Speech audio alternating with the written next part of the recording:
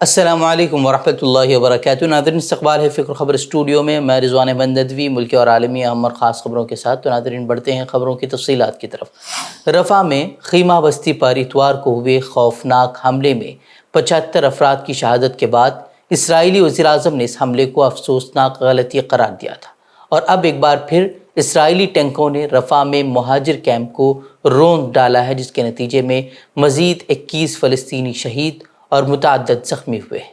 اسرائیلی جارحیت کے باعث بے گھر ہو کر کیمپوں پر رہنے والوں پر اسرائیل کا یہ دوسرا حملہ ہے۔ وہیں کہا جا رہا ہے کہ اسرائیلی ڈرون خیمہ بستیوں پر بھی اب رفح میں نظر رکھے ہوئے ہیں، اور رفح میں اگر کوئی بھی شخص اپنے گھر کے باہر حرکت کرتا ہوا بھی نظر آتا ہے تو اسے نشانہ بنایا جا رہا ہے، جبکہ اسرائیلی ٹینک شہر کے اندر گھس گئے ہیں۔ یہ بھی خبریں سامنے آ رہی ہیں۔ وہی خبریں یہ بھی ہیں کہ جو مقبوضہ مغربی کنارہ ہے، وہاں پر بھی اسرائیل نے گرفتاریاں، اندھا دھند گرفتاریوں کا سلسلہ جاری رکھا ہوا ہے، اور کئی افراد جو ہے وہ آج بھی گرفتار کر لیے گئے ہیں۔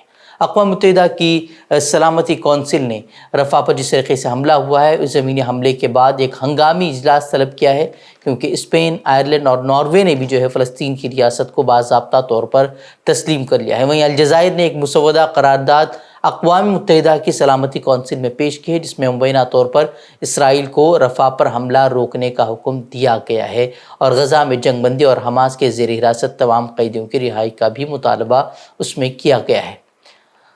اسرائیل کی اصلیت جس طریقے سے بے نقاب ہو رہی ہے، اس کے بعد دنیا بھر میں مظاہروں کا سلسلہ جاری ہے۔ میکسیکو میں اسرائیلی سفارت خانے کے باہر زبردست مظاہرہ کیا گیا۔ اس دوران پولیس اور مظاہرین کے درمیان پرتشدد جھڑپیں بھی دیکھنے کو ملیں۔ مظاہرین نے جنگ بندی کا مطالبہ کرتے ہوئے اسرائیلی سفارت خانے کے باہر کھڑی رکاوٹیں ہٹانے کی کوشش کی، جس کے بعد پولیس نے آنسو گیس کا استعمال کیا ہے۔ اور میکسیکو نے اسرائیل کے خلاف جنوبی افریقہ کے نسل کشی کے مقدمے کی حمایت میں مداخلت کے لیے بھی ایک درخواست دائر کی ہے۔ اٹلی میں سینکڑوں مظاہرین نے ٹرین روک کر بھی احتجاج کیا ہے، اور غزہ میں جاری قتل عام کی شدید مذمت کی ہے اور اسے روکنے کا مطالبہ کیا ہے۔ فرانس کے پارلیمنٹ میں بھی جو ہے فلسطینی پرچم لہرایا گیا ہے۔ دراصل بائیں بازو کی جماعت کے رکن نے فلسطینی پرچم لہرایا، جس کے بعد اسے معطل کر دیا گیا اور اجلاس کو بھی ملتوی کر دیا گیا۔ وہ اجلاس کے دوران دراصل لیفٹ فرانس امبورڈ LFI پارٹی کے رکن سیبسٹین ڈیروگو حکومت سے سوالات کے سیشن کے دوران اپنی نشست پر کھڑے ہوئے اور فلسطینی جھنڈا انہوں نے لہرا دیا۔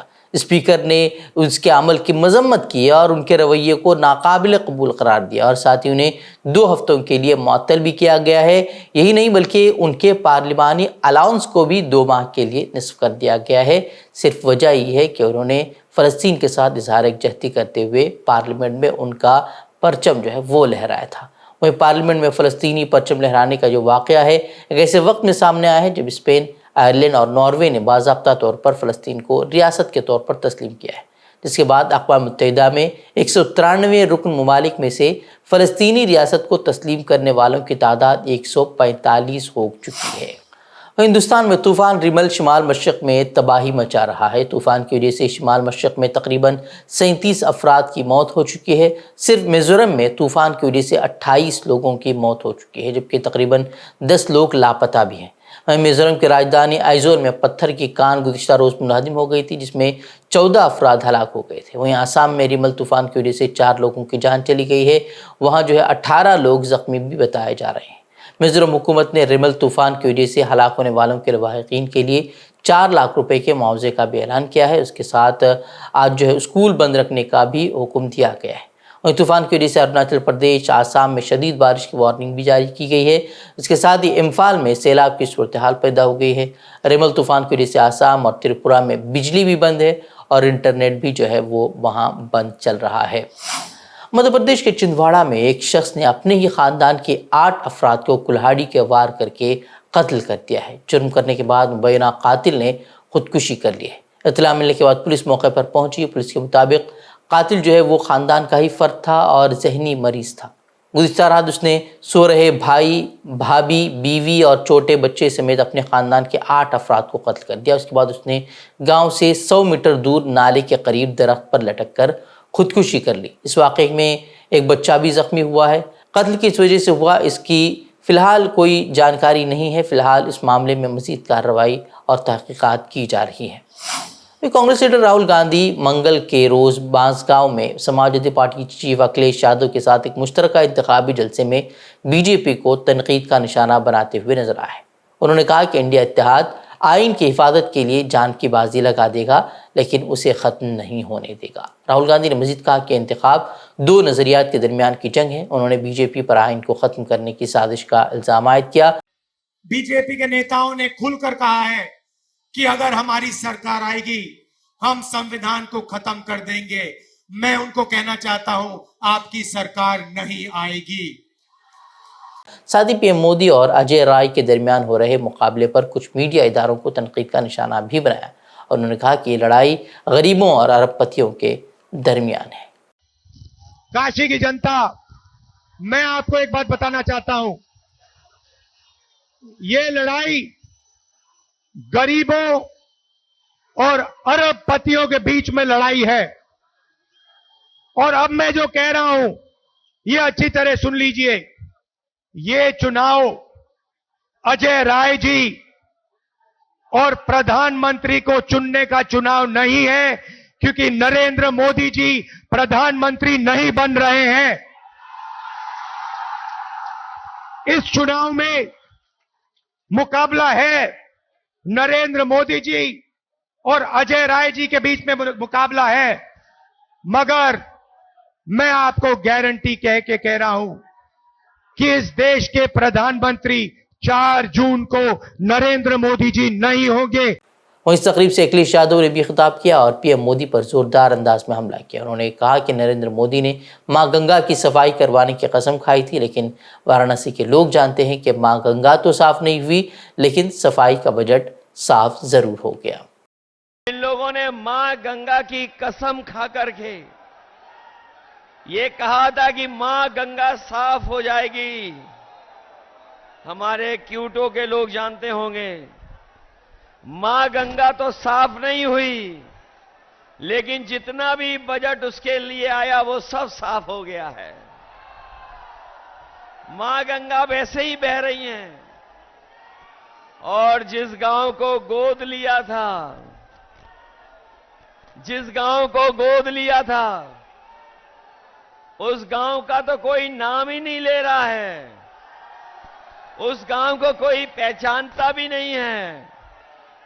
بتاؤ بی جے پی کی سرکار نے دھوکہ دیا کہ نہیں دیا؟ اور جو لوگ نویش کے نام پر بڑے بڑے آیوجن کر رہے تھے، بڑے بڑے پنڈال لگوا رہے تھے، سجاوٹ کر رہے تھے اور کہا کہ لاکھوں کروڑ کا نویش آئے گا، لیکن نویش زمین پر نہیں پہنچا۔ نہ نویش آیا اور نہ کارخانے لگے، نہ ادیوگ لگے۔ اور جو بڑے بڑے ڈیفنس کوریڈور کی بات کی تھی کہ میزائل بنیں گی، ٹینک بنیں گے اور نہ جانے کون کون سی میزائلیں بن جائیں گی، لیکن آج جب 10 سال بعد پیچھے مڑ کر کے دیکھتے ہیں تو انہوں نے وہ دیوالی کا راکٹ بھی نہیں بنا پائے۔ جو لوگ ڈیفنس کوریڈور، ڈیفنس کے نام پر انویسٹمنٹ لانا چاہتے تھے، وہ دیوالی کا راکٹ تو دور، بنارس والے جانتے ہوں گے وہ ستلی کا بم بھی نہیں بنا پائے۔ مدھیہ پردیش کے ساگر ضلع میں ایک دلت شخص کے قتل اور اس کی بھتیجی کے ایمبولنس سے گر کر مشتبہ موت کا معاملہ طول پکڑتا جا رہا ہے۔ دراصل ایک دلت خاتون نے الزام لگایا تھا کہ اس کے ساتھ جنسی زیادتی ہوئی ہے اور معاملہ یہ ہوا کہ اس کے بعد اس کے بھائی کو قتل کر دیا گیا۔ معاملہ سیٹل کرنے کے نام پر اس کے بھائی کو قتل کر دیا گیا اور پھر گزشتہ دنوں اس کے چچا کا بھی قتل کر دیا گیا۔ اور جب وہ لڑکی، جو متاثرہ لڑکی تھی، وہ اپنے چچا کی لاش کے ساتھ واپس آ رہی تھی تو یہ کہا گیا کہ لڑکی کی ایمبولنس سے گرنے سے موت واقع ہو گئی اور یہ معاملہ جو ہے اب طول پکڑتا جا رہا ہے۔ کانگریس پارٹی اور راہل گاندھی کے ذریعے اس کے خلاف آواز اٹھانے اور پی ایم مودی سے جواب طلب کرنے کے بعد اب کانگریس کے ریاستی صدر جیتو پٹواری نے متاثرہ خاندان کے افراد سے ملاقات کی ہے۔ منگل کے روز متاثرہ خاندان کے افراد کے پاس وہ پہنچے اور ان کی راہل گاندھی سے بات بھی کرائی۔ دراصل ساگر ضلع کے گاؤں میں گزشتہ تقریباً 9 ماہ میں دلت خاندان کے 2 افراد کا قتل ہوا اور اس کے بعد جو متاثرہ لڑکی تھی انجنا، اس لڑکی کی چلتی ایمبولنس سے گر کر مشتبہ حالت میں موت ہو گئی۔ راہل گاندھی سے بات کرتے ہوئے متاثرہ خاندان کے فرد نے کانگریس لیڈر کو پورے واقعے کے بارے میں بتایا۔ انہوں نے بتایا کہ خاندان کے 2 لوگوں کو پہلے ہی مار دیا گیا اور پھر جو لڑکی تھی وہ بھی نہیں بچی، اسے بھی انصاف نہیں ملا بلکہ اسے موت ملی۔ اتنا ہی نہیں، کچھ ملزمین کے نام رپورٹ میں درج نہیں ہوئے، اس بات کا بھی انکشاف گھر والوں نے کیا۔ وہیں انتظامیہ کی جانب سے ان پر دباؤ بھی بنایا جا رہا ہے۔ اس طرح کا دعویٰ جو ہے ان کے خاندان کے فرد نے راہل گاندھی سے بات چیت کے دوران کیا۔ سپریم کورٹ نے منگل کو دہلی کے وزیر اعلیٰ اروند کیجریوال کی عبوری ضمانت میں توسیع کی درخواست پر فوری سماعت سے انکار کر دیا ہے، جس کے بعد یہ تقریباً طے ہو گیا ہے کہ کیجریوال کو 2 جون کو واپس تہاڑ جیل خود سپردگی کرنی ہوگی۔ ضمانت میں توسیع کی اپنی عرضی میں کیجریوال نے صحت کی جانچ کے لیے 1 جون سے 7 دن کی مہلت دینے کی اپیل کی تھی، لیکن کورٹ نے اس پیٹیشن پر فوری سماعت سے انکار کر دیا۔ تعطیلاتی بینچ نے کیجریوال کے وکیل اور سینئر ایڈوکیٹ ابھیشیک منو سنگھوی سے کہا کہ سماعت کی تاریخ طے کرنے کے لیے ان کی درخواست کو چیف جسٹس کو بھیجا جائے گا، اس کے بعد ہی سماعت کی کوئی تاریخ طے کی جا سکے گی۔ بینچ نے سنگھوی سے یہ بھی پوچھا کہ گزشتہ ہفتے جسٹس دیپانکر دتا کی سربراہی والی بینچ کے سامنے وزیر اعلیٰ کیجریوال کی عرضی کا ذکر آخر کیوں نہیں کیا گیا۔ پلٹو رام نتیش کمار کے تعلق سے تیجسوی یادو نے آج ایک اور بڑا خلاصہ کیا ہے۔ بہار کے وزیر اعلیٰ نتیش کمار 4 جون کو لوک سبھا انتخابات کے نتائج کے بعد بڑا فیصلہ لیں گے، اس طرح کا دعویٰ جو ہے تیجسوی یادو نے کیا ہے۔ تیجسوی یادو نے اشارہ کیا کہ جنتا دل کے سربراہ ایک بار پھر اپنا رخ بدل سکتے ہیں۔ یادو نے بتایا کہ وہ NDA کے مرکز میں اقتدار سے باہر ہونے کے بعد کوئی بڑا قدم اٹھا سکتے ہیں۔ وہیں اس سے کچھ ہی گھنٹے قبل نتیش کمار نے زور دے کر کہا تھا کہ وہ اب NDA سے کہیں نہیں جائیں گے۔ بتا دیں کہ جنوری میں نتیش کمار نے اپوزیشن انڈیا اتحاد کو چھوڑ کر BJP کی زیر قیادت NDA میں شامل ہو گئے تھے۔ کمار BJP کی حمایت سے 9ویں بار وزیر اعلیٰ بھی بنے۔ سینٹرل بیورو آف انویسٹیگیشن نے منگل کو داخل کی گئی چارج شیٹ میں کہا ہے کہ ترنمول کانگریس کے معطل رہنما شاہجہاں شیخ جنوری میں مغربی بنگال کے سندیش خالی گاؤں میں ED کے اہلکاروں پر مبینہ حملے کے پیچھے کلیدی سازشکار تھے۔ 5 جنوری کو ریاست کے شمالی 24 پرگنہ ضلع کے سندیش خالی میں انفورسمنٹ ڈائریکٹریٹ کے اہلکاروں پر مبینہ طور پر ایک ہجوم نے پتھروں، اینٹوں اور لاٹھیوں سے حملہ کیا تھا۔ یہ حملہ اس وقت ہوا جب اہلکار راشن کی تقسیم میں مبینہ گھپلے کے سلسلے میں شیخ کے گھر پر چھاپے مار رہے تھے۔ شیخ کو پولیس نے 29 فروری کو گرفتار کیا تھا۔ وہیں کولکتہ ہائی کورٹ کی ہدایت پر 6 مارچ کو اس کی تحویل مرکزی تفتیشی بیورو کے حوالے کر دی گئی۔ شیخ اور ان کے ساتھیوں پر بھی سندیش خالی میں خواتین کے گروپ نے جنسی زیادتی اور زمینوں پر قبضے کا الزام لگایا تھا۔ اس کے ساتھی کو 11 فروری کو گرفتار کیا گیا تھا۔ بعد میں اسٹنگ آپریشن کے دوران خواتین نے بتایا کہ انہیں جنسی زیادتی کا نشانہ نہیں بنایا گیا تھا، بلکہ BJP رہنماؤں نے ان سے سادے کاغذ پر دستخط کروا لیے تھے۔ اس کے بعد ان پر جو ہے ان سے زیادتی کی باتیں کہی گئی تھی، حالانکہ ان کا کہنا تھا کہ اس طرح کے کوئی واقعہ پیش نہیں آیا ہے۔ تو ناظرین، اتنی خبریں، مزید خبروں کے لیے آپ ہمارے ویب سائٹ www.fikrkhabar.com کی طرف رخ کر سکتے ہیں۔ ویڈیوز کے لیے ہمارے YouTube چینل کو سبسکرائب کریں۔ تو ناظرین، اجازت دیں، السلام علیکم ورحمۃ اللہ وبرکاتہ۔